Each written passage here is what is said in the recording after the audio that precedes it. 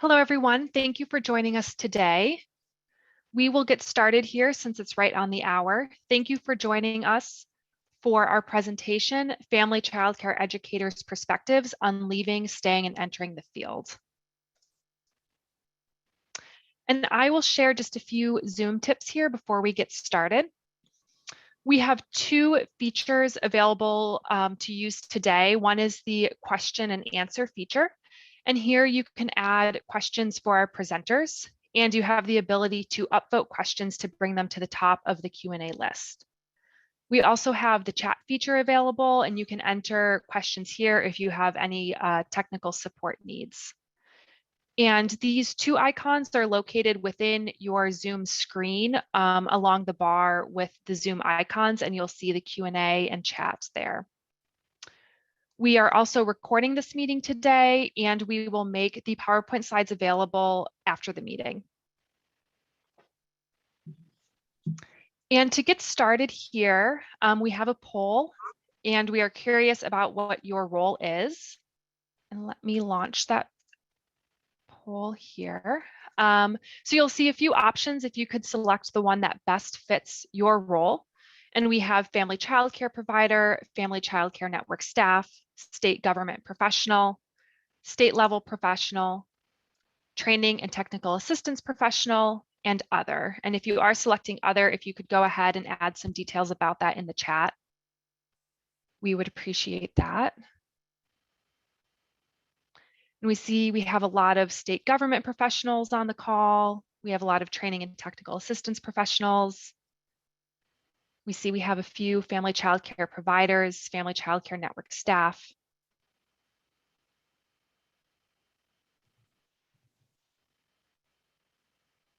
Perfect. Thank you so much for answering that. I'm going to end the poll.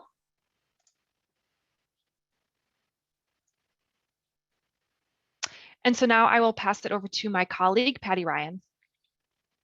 Hi, thanks, Sarah, and welcome everybody on this first day of December to our webinar on behalf of the National Center on Early Childhood Quality Assurance. Our center is an Office of Child Care Technical Assistance Center, and we are so pleased to have so many of you interested in this topic and on the line to hear Juliet Bromer and Toni Porter from the Erickson Institute share findings from a recent study on the decline in supply of family child care. And while this research was not funded by the Office of Child Care, we know the decline of family child care and strategies to support this important population is on all of your minds. We're also joined today by Megan Campbell, Program Specialist with the Office of Child Care, who will share strategies to use some of the unprecedented recent investments in child care to support this vital family child care community. And with that, I'll turn it over to my colleague, Nina Johnson. Nina? Thank you, Patty. So I'm just going to briefly talk about our overview of the session today. So I'm Nina Johnson with the National Center on Early Childhood Quality Assurance. And we'll start with Juliet and Toni sharing findings, and then they'll share recommendations. And as Patty said, Megan will share some state examples. And we ask that you type your questions for Toni and Juliet in the Q&A, and we'll do our best to stay on top of them and answer them as they come up. And then we'll also try to leave some time at the end to address questions. And then in our brief closing, we'll remind you of two upcoming continuing conversations about family childcare. So with that, Juliet, I'll hand it over to you.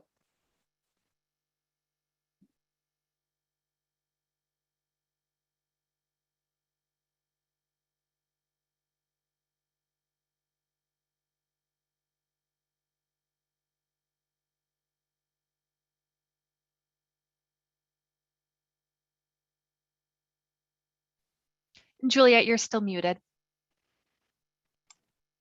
Thank you. Thank you, Nina. I want to thank the Office of Child Care and the National Center for Early Childhood Quality Assurance for offering this opportunity to present highlights from our research. We are really grateful for this opportunity to engage in discussion with all of you. So thank you again. I'm Juliet Bromer from the Erickson Institute, and along with Toni Porter from Early Care and Education Consulting, we are excited to present findings from our study, multi-state study of family child care decline and supply. I do want to acknowledge other members of the project team, especially our co-authors, Samantha Melvin and Marina Raganese Barnes, as well as our research collaborators at the Child Care Resource Center in Los Angeles County, California, Susan Savage and Olivia Pilato and their wonderful team. This study, most importantly, was made possible by the generous support of the Foundation for Child Development, and we are grateful for that support. The initial impetus for this study emerged during the interviews with network directors that we conducted as part of the 2019 National Study of Family Child Care Networks. In our conversations with network staff, directors shared many stories about providers leaving the field and the challenges that they faced. During that same period, several states and the National Child Care Licensing Studies documented a significant decrease in the number of regulated family child care providers in the US. The licensing studies estimated a nearly 42% drop between 2005 and 2017 nationally, which was closely paralleled by the decrease in the number of providers who participated in the CCDF subsidy program. More current data from the National Survey of Early Care and Education support these findings. Between 2012 and 2019, the number of listed providers, many of them likely family child care educators, decreased by 25%. And those data were collected before the pandemic. These changes in supply have implications for equitable access to high quality care for the many families who rely on family child care, especially those working non-traditional hour jobs, families with infants and toddlers, and families living in rural areas. Understanding the factors that contribute to the decline can help inform efforts to build back a thriving family child care workforce. The study findings I'm going to share with you today, we really saw it come directly from educators themselves. In this study, we sought to go to the field to gather educators' perspectives, as well as to elevate their voices and experiences. We've produced 5 reports from the multi-state study, a literature review and accompanying conceptual model, a research to policy brief from the literature review, a brief in English and Spanish on educators' experiences during the early days of the pandemic, and this full study report that shares some of the findings from the full study, as well as a related brief on providers' recommendations, their voices for policy and program change. We began with a review of literature on factors related to the decline, which informed the conceptual model, which you can see here. At the center, the model shows core factors that we hypothesize contribute to decline, including working conditions, business sustainability, and system factors. The model also hypothesizes available professional development supports and peer-to-peer connections that may buffer some of the challenges, as well as individual provider characteristics that may shape provider decisions to leave family child care work. The model acknowledges that workforce dynamics and changes in supply are also situated within the broader economic and social context that includes pressures such as economic inequalities and systemic racism, as well as shifts in economics and demographics and policy changes. And our findings from the study, as you will hear, bear out this model. We asked 3 broad research questions in this exploratory study. First, what are the reasons for exit among family child care educators, and where do they go when they leave family child care? What keeps family child care educators engaged in the work for those who stay? And why do educators enter family child care in the first place, and what challenges do they face in trying to become regulated? We collected data in 4 states, including LA County, California, Florida, Massachusetts, and Wisconsin, all with different policy contexts. Florida and Wisconsin, for example, have 2 levels of regulation. Florida has registration as well as licensing, and Wisconsin has a certification option in addition to licensing. Massachusetts and Wisconsin have statewide QRIS, but QRIS is operated at the county level in Florida and Wisconsin. Our sample included 149 currently operating family childcare educators who participated in 25 focus groups. We intentionally oversampled educators with a few characteristics of interest for the focus groups, including educators of color, educators whose primary language was Spanish, and those who lived in rural areas. We also conducted interviews with 30 formerly regulated family childcare educators, those who had left the field between the years 2007 and 2020. 7 focus groups and 5 interviews were conducted in Spanish, and the rest were in English. The data were collected between February and July 2020, just at the start and peak of COVID, and long before the release of federal relief funds. So I'm going to start with the first research question: why do family childcare educators leave the work? Here I'm going to share findings from our interviews with the 30 formally regulated family childcare educators.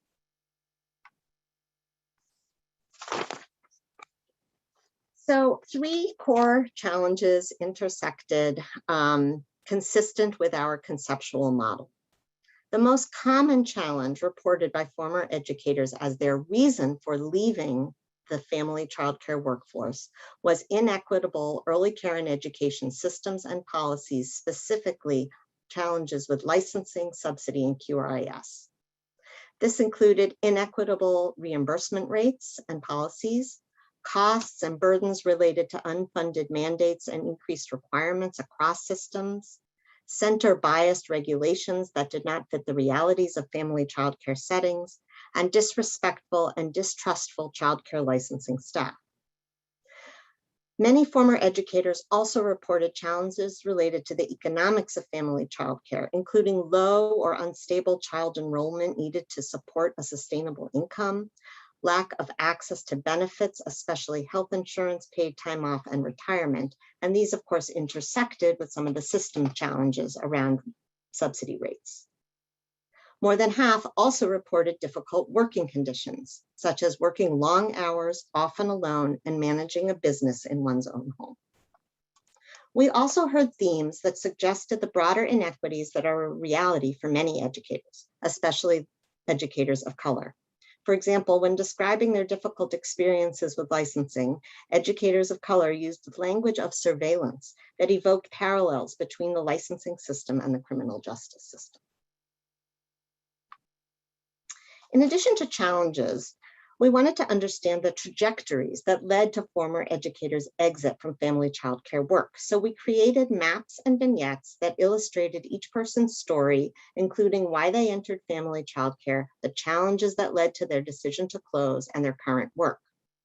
For most educators, personal challenges or a personal event such as illness, housing, or family obligations created what we call a tipping point that forced providers to leave the work because they couldn't get health insurance or afford their housing or other issues related to those personal challenges.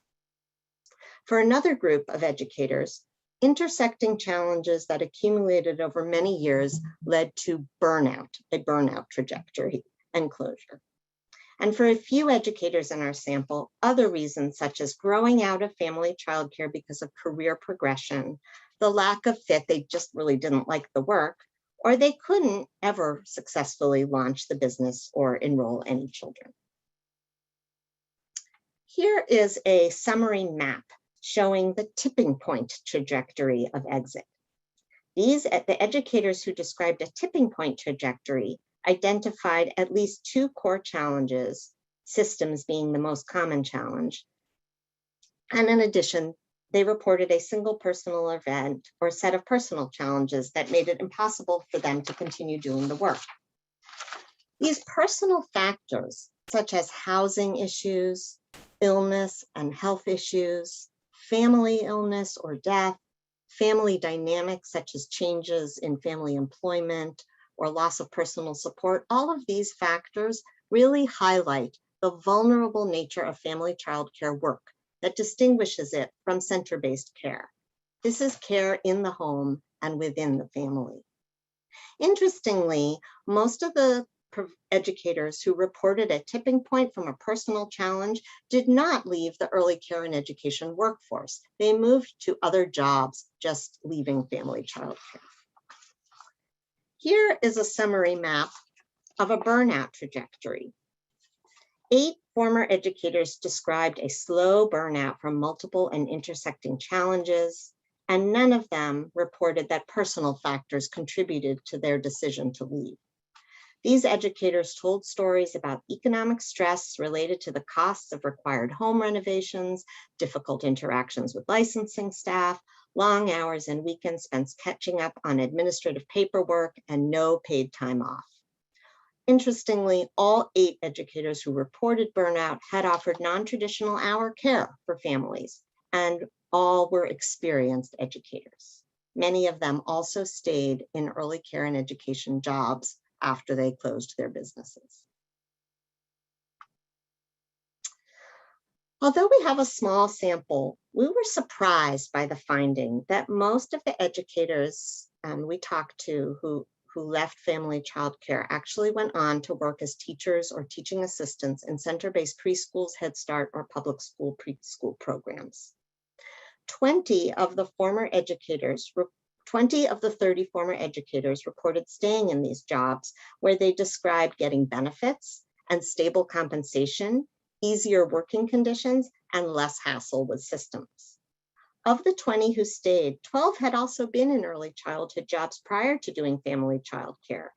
And they say they started family child care as a way to stay home with their own children, suggesting that family child care may be a way for those who see themselves as early childhood professionals to stay in the field during their child-rearing years.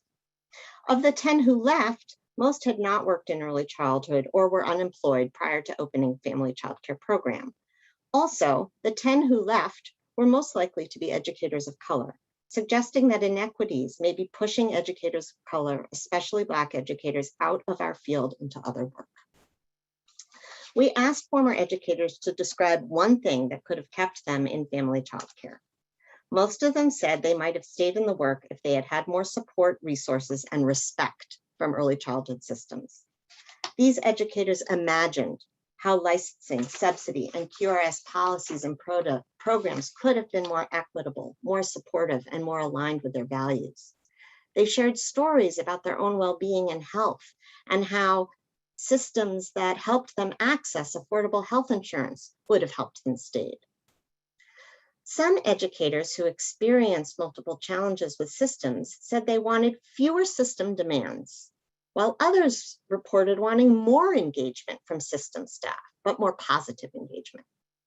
They said more help with paperwork, more support and training around requirements, easier processes would have helped them stay in the field.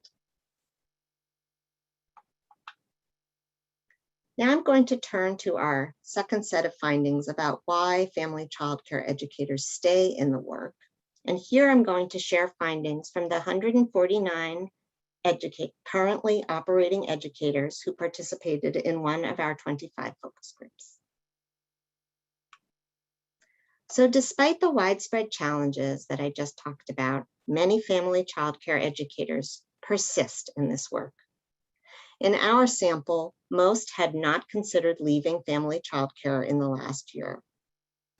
Instead, they emphasized why they stay, and the rewards of the work are what kept them going. The most common reward reported across focus groups was the joy of working with children. Joy in work is an understudied concept, but one that clearly underlies the ways family child care educators experience caring and educating children. The deep, rewarding engagement with children may counter the logistical and custodial challenges of childcare work. We also heard about the rewards of offering continuity of care for children and watching children grow up in family childcare. Other rewards included close and long-term relationships with families, including the multi-generational relationships that form, and the mutual supports that occur with families. As one educator put it when asked what keeps her in the work, she said, the relationships I form with each of the families and the fact that they keep coming back generation after generation. Other educators describe family childcare and their continued engagement in it as a calling to support their community. One educator said, these babies out here need us, you know. I've witnessed firsthand them slipping through the cracks of the system. And so I need to reach every child that I can reach, even if it's just a handful. It's my heart. And the more I thought about it, the more I felt great about it. Others talked about the sense of job control that comes from being a small business owner.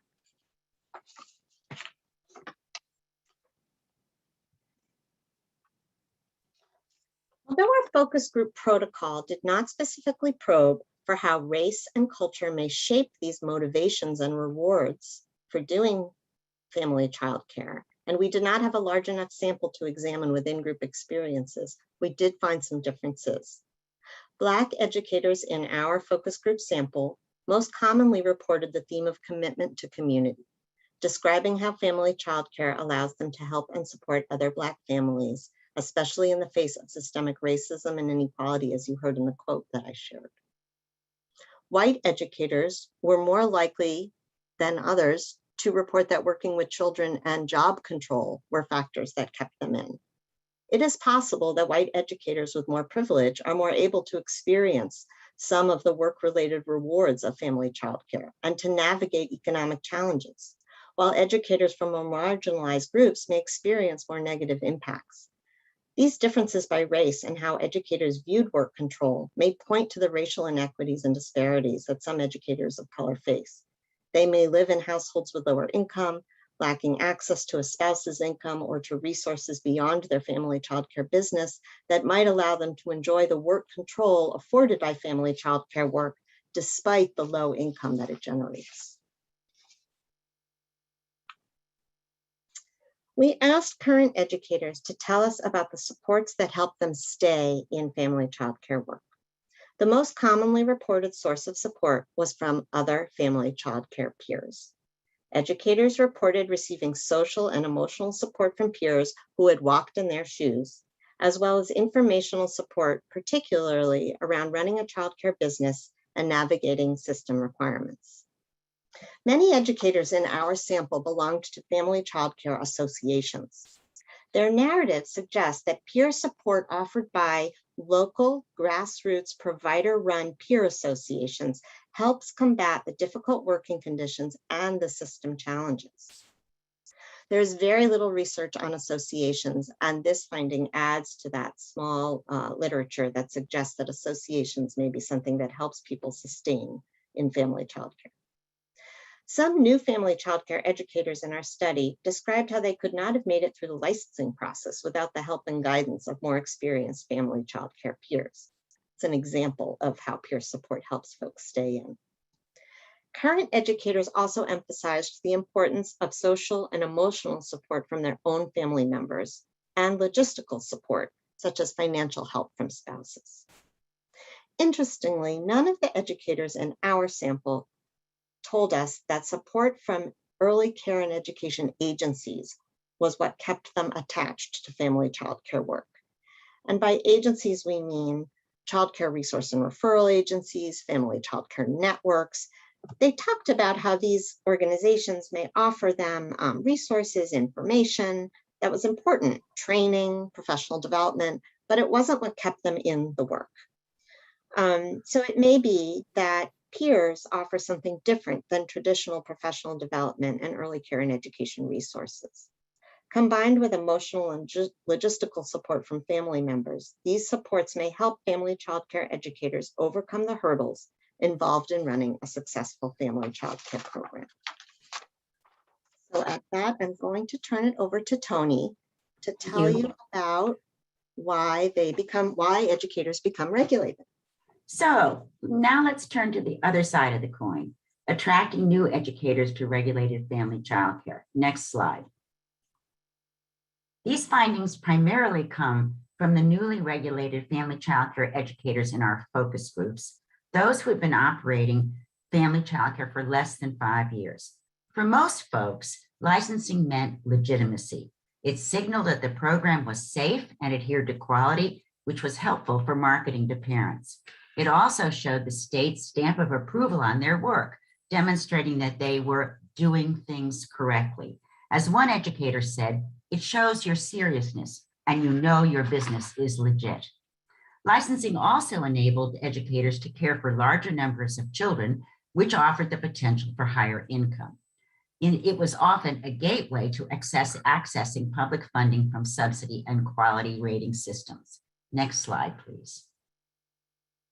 A small number of the newly regulated educators, 27 of them in our focus groups, talked about the challenges they faced in this regulatory process. Like many of the system's challenges reported by former educators, these challenges included high startup costs, investment in home renovations, fences and gates, for example, costs of required training and education, and costs of background checks and fingerprint records for household members. They also talked about unclear information about the process and requirements, including training. And that was a consistent challenge that was especially exacerbated for educators whose first language wasn't English. One educator summed this whole issue up. I couldn't tell you right now if I had to sit down and tell somebody how to go from point A to point B. Systems delays, lengthy background checks, miscommunications about paperwork were another issue, as were concerns about home inspection. Echoing the systems challenge of disrespectful licensors, some newly regulated educators talked about the anxiety and fear that they felt in anticipation of licensing inspections.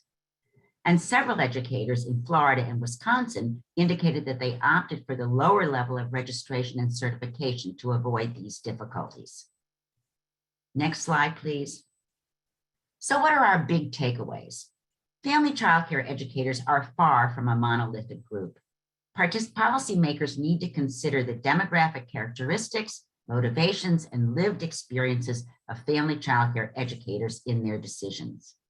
Clearly, systems change is needed to stem the tide of departure from family childcare and to attract new educators to the field.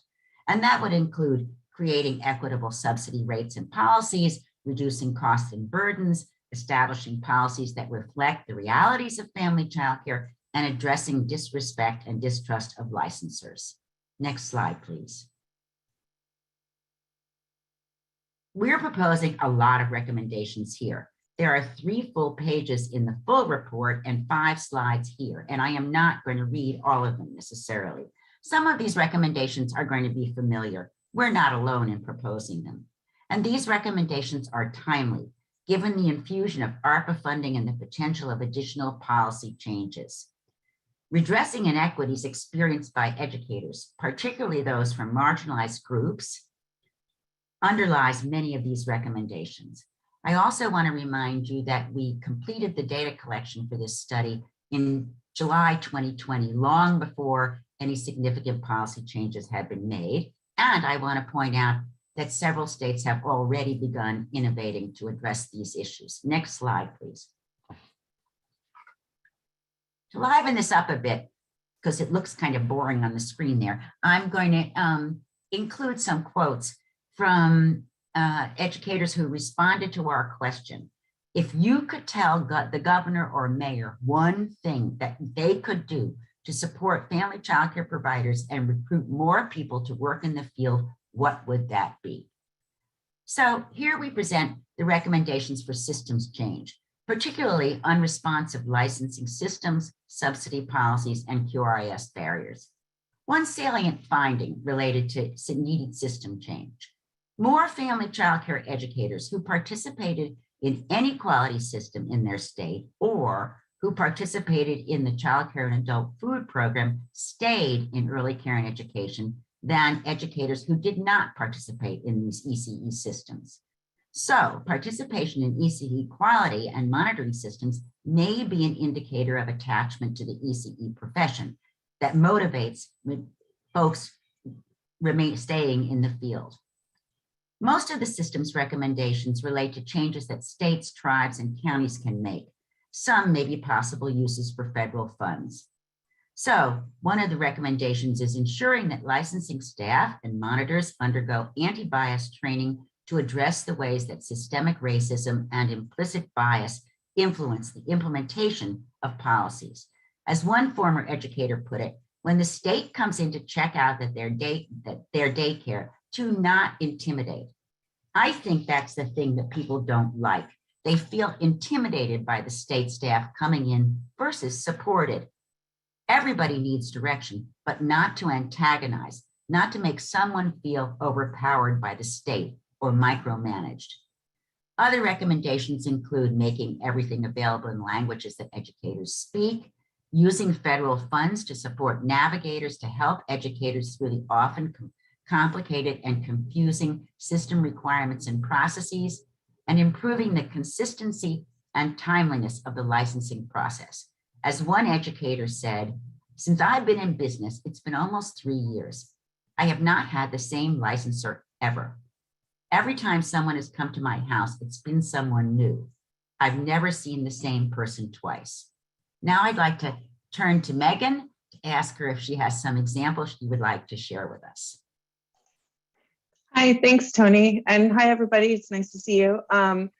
And I appreciate being able to be a part of this presentation. I am from the Office of Childcare, and while we're excited and know it's really important to address, as Patty said, the concerns around the decline in regulated family childcare. And before I get into my examples, I do want to just point out that we aren't necessarily endorsing the recommendations. It's more, but we've thought that there are many of you from a wide variety of backgrounds on this webinar, and it's a really great opportunity to share some examples, especially considering the unprecedented $39 billion we received in March for childcare. So just to jump in, I'm going to share a couple of things for each of the recommendations that are allowable. So I'm coming from a point of view of working with states, territory, and tribal lead agencies. So that's probably where I'm going to be speaking from. And a couple, where we know of state examples, but Patty put this in the chat, but please add if you have examples from your states, territories, or tribes to share with your fellow participants. So back to the recommendations. With this one, one of the things that came up when we were discussing and when I've been reading through the report is around the fact that the funding we have, CCDF, ARP, all of it, it can be used to help with some of the licensing issues in the sense that it can be used to hire licensing staff, right? It can be used to cover some of these trainings. And so that way, when you have licensing staff that have very difficult caseloads that can put a strain on across the system, these funds can really go to help address that piece of it. And the ARP funds are broader than COVID, so you can use it to address your system going forward. And one other, example is that many states we know of are using funds to really take a new look at their quality rating and improvement systems, both because some have been around for a very long time and maybe it's time to update with some, new findings. We're always learning more about children's development and quality, but also addressing concerns around equity and concerns around making sure that they can reach family child care providers in a meaningful way. So those are a couple examples. They're quick, but just different ways that states can, and territories and tribes can use the funds they receive to address some of these concerns at their systems level. So I'll turn it back to you, Toni. Thank you, Megan. Next slide, please. So here we're going to turn to recommendations to address the economic challenges of sustaining a family child care business, including the lack of benefits and unstable enrollment and income. One experienced educator captured it all. Treat us as professionals and pay us what we're worth. And I think that's something that we've all heard at some time or another. A notable finding that relates to inequities here, and I think Juliet suggested this earlier, higher proportion of Black family child care educators left the early care and education field after closing their FCC programs compared to non-Black educators. And conversely, a lower proportion of white family child care educators left the ECE field compared to non-white educators. And these findings could be related to disparities in wealth, which may limit Black educators' desire to stay in the field, which has historically low levels of compensation. Our recommendations here include increased funding for compensation through subsidy, increased cash assistance, including benefits, and inclusion of family childcare in expansion of childcare. We also recommend that subsidy rates cover the full cost of care, reducing the gap in payment between family childcare and centers, and including family childcare in pre-K initiatives. Here's how an experienced educator summed it up. You know, we're not a center, but we're still doing the same thing. We're providing the same or better service, then we should get paid for that. And I want to call out providing health insurance, retirement, and paid off, because it's such a prevalent theme. Megan, did you want to share something here?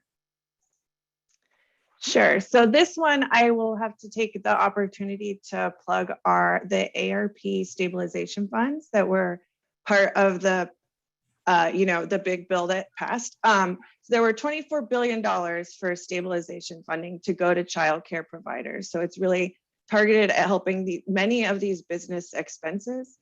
And it's through a process where providers, they must apply to their state, territory, or tribe to receive the subgrant. We are tracking those applications as they go up. They must be posted online.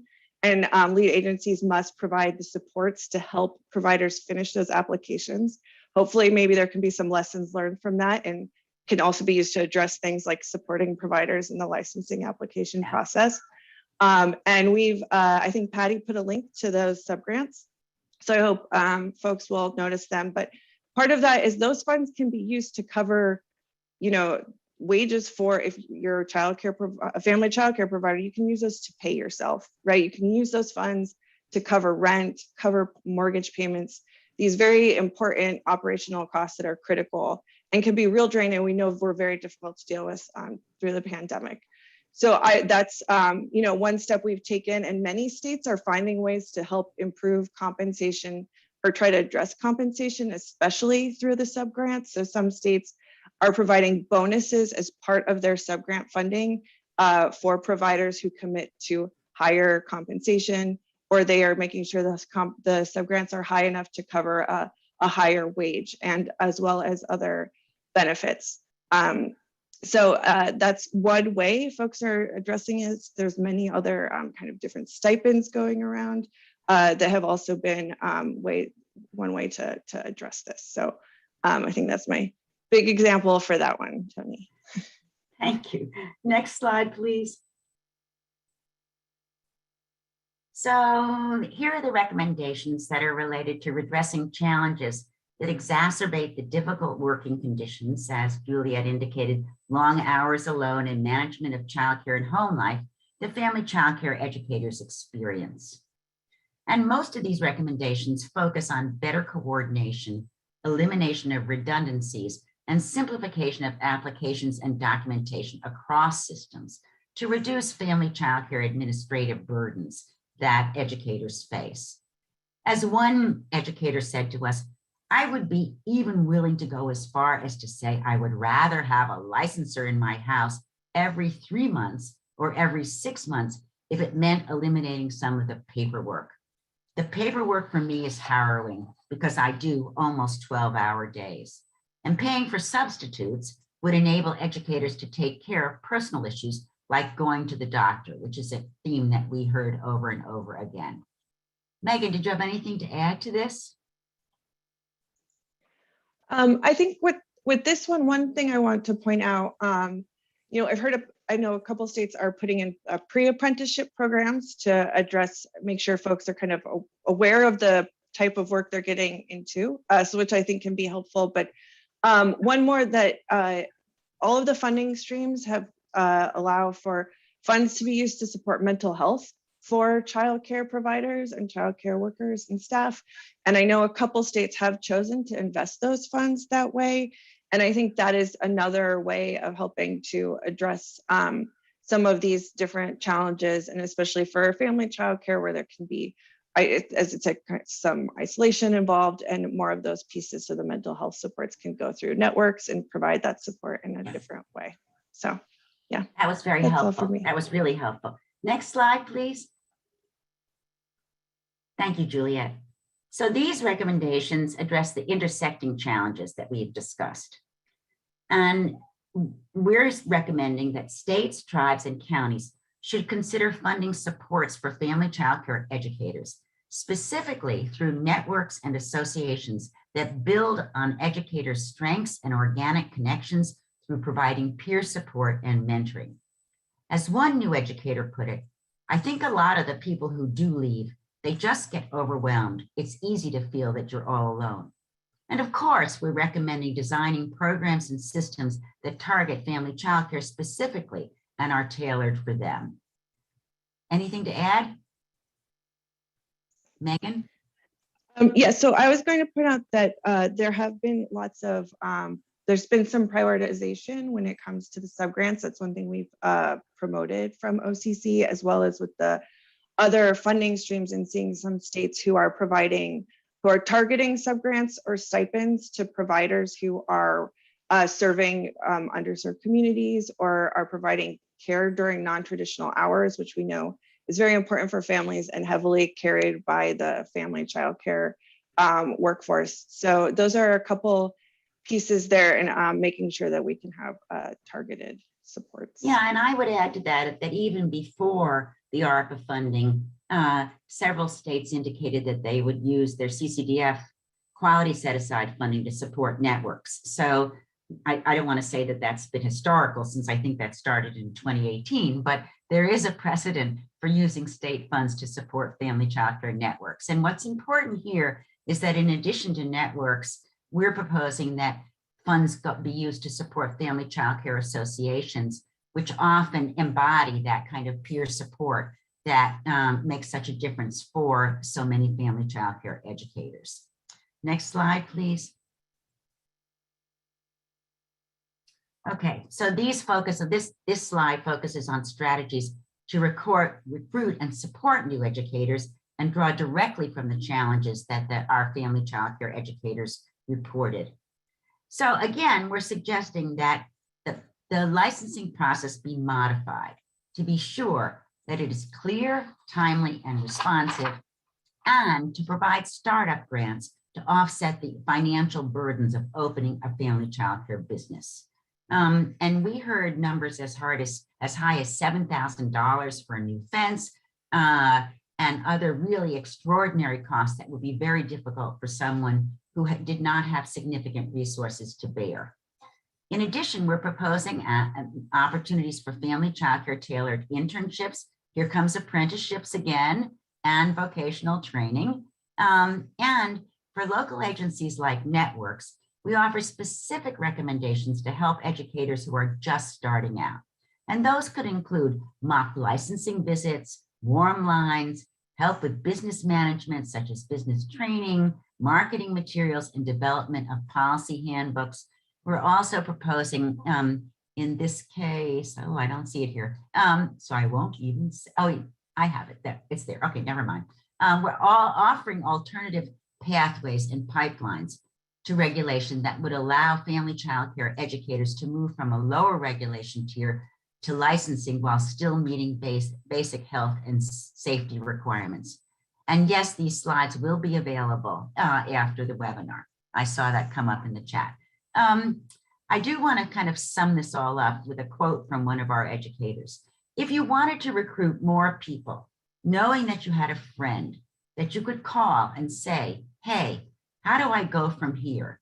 In a world where we're already pretty isolated, working from home and with our families, knowing that there was a group that wanted this to be successful.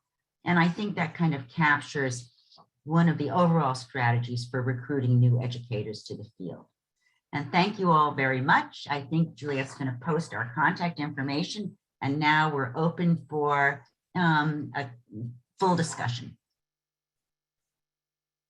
Thank you, Toni and Juliet. That was really, really incredible information that you shared. So there's one question that came in through the Q&A for both of you. It says, in our home daycare network, as in most networks, we do not have a licensing rep on staff. So the licensing process is largely out of our hands. This causes barriers and delays to our network in assisting new providers. as part of the streamlining administrative work, did anyone recommend, and she's, I think, speaking about the focus groups that you held in your study, did anyone recommend having licensing and funding being under one agency? So I saw this question, Toni, while you were presenting. I'm not sure if anyone recommended that, but interestingly, in some other research that Toni and I have done, and where we did case studies of networks, one of the networks that we did a case study of actually they were the local licensor. And so they had that function. They were able to have that function as part of their network. I would say the challenge there, or the unintended consequence there, is the very real tension in our field, but between monitoring and support. And so when a support agency becomes the enforcer, for lack of a better word, there's a tension there of what role you're playing with the educators. So I think it's a really interesting solution or strategy, but it also has a challenge with it. But certainly we heard about the multiple systems that don't talk to each other and don't interact, and the many ways that that there are these sort of barriers across systems. Toni, do you want to add to that? Yeah, I was going to add that I think that in a way that there are two issues here. One is the sort of juxtaposition of funding and licensing, and the other is the cross-system integration.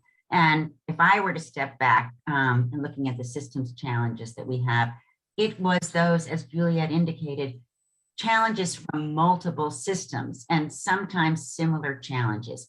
It's this overwhelming paperwork business where you have to submit sometimes the same documentation for different agencies. So it's multiple times. Sometimes it's conflicting requirements where licensing says one thing and subsidy says something else. Sometimes it's requirements that just sort of seem to come out of the blue from QRIS. So it's that lack of coordination across systems that creates a burden for folks. And if there were some way to coordinate across those systems and therefore align the requirements so that they build on each other, that might make things easier. In addition, one of the major themes that we heard was that these systems are particularly challenging for folks whose first language isn't English.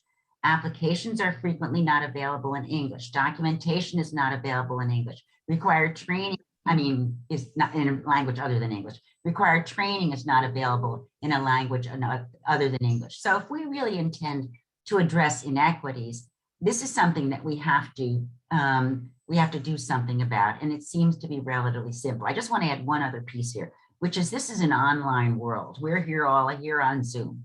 For folks who are in rural areas who may lack internet access, that becomes a real issue if the system is on, and if your access to your funding, the place you put your documentation is all online, you may have a real issue with that. And for some of our family child care educators, particularly those who may be older, there's a lack of familiarity and discomfort with technology. And for some newer ones, for some of those, as I indicated earlier, whose first language isn't English, there's a challenge getting through. And so all of that speaks to this issue of providing support for navigators to help people get through a variety of systems.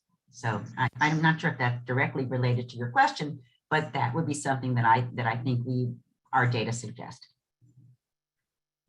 Thank you, Juliet and Toni. Sorry, is someone talking? The other questions that we've had come in are about strategies, curiosity about strategies that other states or communities are using. So one of the questions was, and I don't know that these are necessarily for you, Juliet and Toni, I'm just going to kind of put it out there to the people on the call. Can you point to any states that are using funds to improve QRIS for family child care educators? So if any of you want to respond to that in the chat, that would be great. One of the responses that we got in the chat was that a county in New York is piloting a childcare quality improvement initiative that uses intensive coaching, stipends to address pay parity, a small business coach, and robust developmental screenings and curriculum trainings with an effort to improve quality, as well as support and stabilize both center-based and family childcare providers. There's also a question about what states have examples of successful alternative pathways or pipelines for family childcare providers to become licensed. I think that's a great question. So if any of you have examples, feel free to share those. And are there any specific recruitment and retention plans in place to focus on Black caregivers? Again, that's an excellent question. There's additional questions coming in the Q&A. So let me take a look at those and see if any of those are for you, Toni or Juliet. So while you're doing that, Nina, I want to respond to, I thought I saw in the chat real quick, someone, I forget your state because it went so fast, has created a toolkit to support licensing for new educators. And that's a strategy that I think for sure all our kin, which I think is represented on this webinar, has used, and there are other states that are using toolkits specifically with materials and equipment to comply with licensing requirements, as well as support for completing the application itself. That may be an effective strategy for helping educators through this process. I would add that. Juliet, did you want to address the question around specific strategies for recruiting Black providers? I don't know if we have anything with evidence about that, but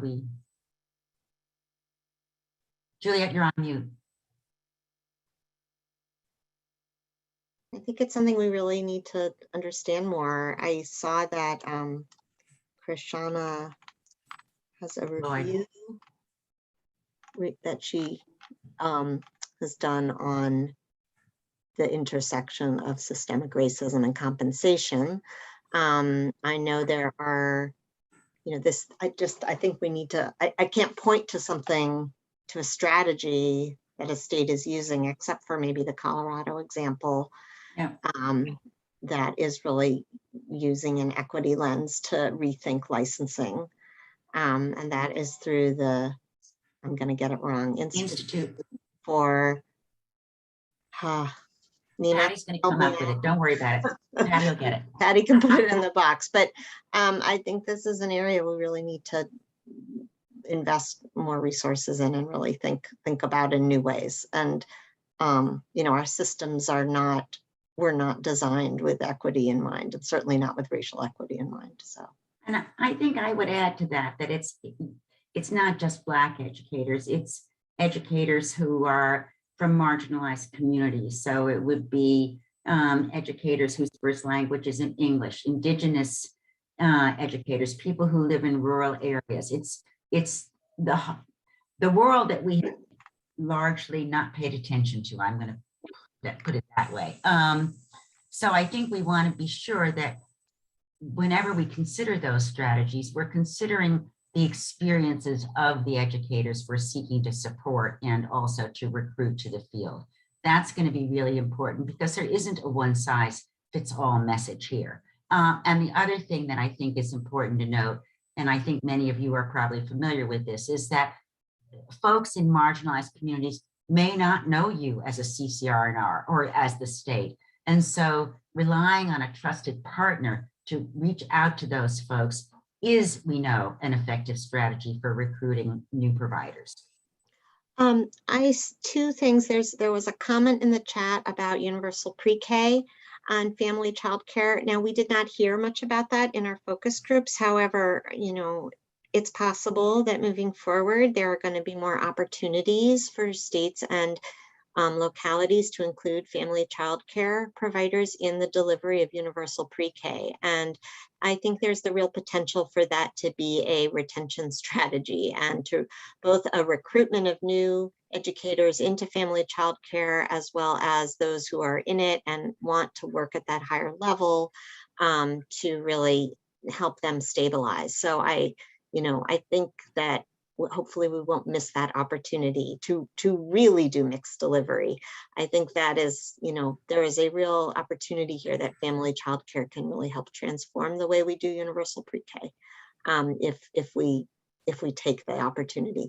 And then I saw there was also a comment in a question in the Q&A about QRIS. I just lost it. Let's see. Did educators share their view of QRIS as a reason for leaving or staying? Can you talk about the relationship between QRIS and retention longevity? We had fewer folks in the focus groups and interviews talk about QRIS. That is probably a function of, two things: the states we were in, where there was, voluntary, I think California's voluntary participation, but also we know across QRIS, there's really low engagement by family childcare in QRIS, so we just didn't hear as much about it. However, Toni, you reminded me of the finding we have about those who had some affiliation with a system, including QRIS, were more likely to stay in. So I think we have more to learn there, and we certainly heard a lot about how providers think about quality. That's actually in another paper that Sam Melvin on our team is going to be putting out for her dissertation, where she really dug into some of the data we had on quality and how it aligns with QRIS. So thank you, Juliet and Toni. And just keeping an eye on the time. All of your questions and the strategies that you're sharing are excellent. This is super exciting. So I hope you all are keeping up with the chat. There was one question from Joellen that says, with all of the federal funding opportunities, have any of the TA centers put together a resource of the supports thinking about business practices, finances, taxes offered for family childcare? And Patty, I'm going to turn it over to you to answer that question, and then we'll turn it back over to Sarah actually to share a couple of opportunities that are coming up. Thanks, Nina. Joellen, I did put in the chat a couple links to some case studies and some other resources. We can make available to you specific strategies that states, territories, and tribes are using to ebb the decline and build the supply of family child care. So just reach out to us. I also, Sarah maybe can put our email. Sarah is going to also share with you some information about an upcoming on December 10th further conversation. So we would love to invite, especially those of you who were sharing some of the strategies in the chat, and those of you who have additional questions, to come, because as you can imagine, everything is moving so quickly that it's hard to stay abreast of it. So we learn as much sometimes on these webinars as you do. And with that, I'll turn it over to Sarah. Sarah? Thank you, Patty. Let me go ahead and bring our PowerPoint back up here.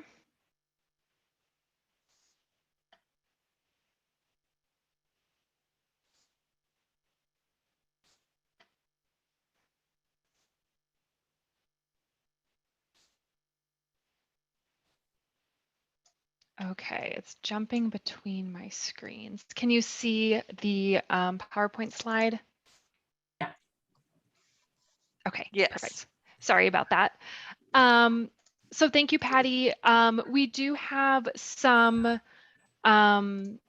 opportunities coming up.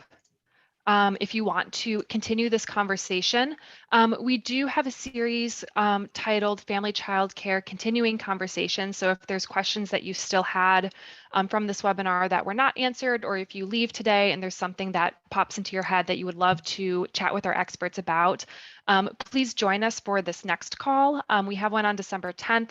That will be a continuation of this conversation. And then we also have another continuing conversation call on January 14th, where we will also continue this conversation.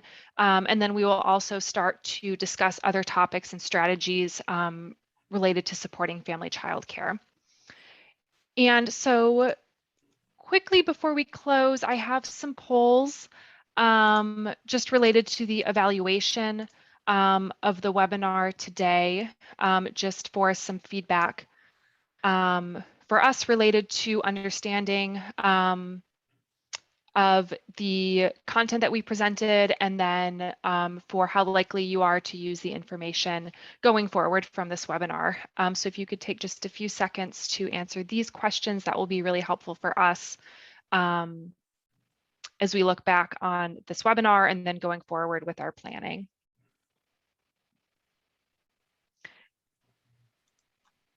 And so as you're answering that, I see we are right at the top of the hour. So I will go ahead and close. Thank you so much for joining us today. Thank you to our presenters, Juliet, Toni, and Megan. We hope the information that was shared today was really helpful for everyone who joined us. We will share slides after the meeting today. We will send that out, and we can also include the registration links for those 2 continuing conversation calls.